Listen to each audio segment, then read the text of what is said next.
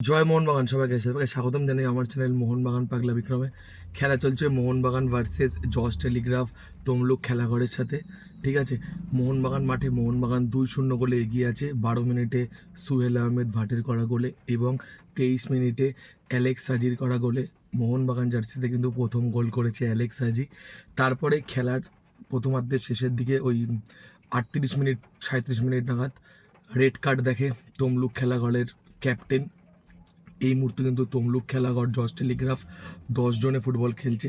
মোহনবাগান কিন্তু 2-0 গোলে এগিয়ে আছে। যদিও আরও অনেক সুযোগ পেয়েছিল, প্রচুর প্রচুর গোল করতে পারতো মোহনবাগান, কিন্তু অনেক সুযোগ মিস করেছে। যাই হোক, খেলা এখনও সেকেন্ড হাফ বাকি আছে। আশা করি মোহনবাগান আরও ভালো ফলাফল করবে সেকেন্ড হাফে। প্রচুর প্রায় 10টা মতো কর্নার পেয়েছে একটা টিম। যাই হোক, দেখো খেলায় জয়টাই সব। আশা করি আমাদের টিম আজকে জয় নিয়ে মাঠ ছাড়বে। Half time score line Mohun Bagan 2, Tamluk Khelaghar জস টেলিগ্রাফ 0। গর্বের সাথে জয় মোহনবাগান।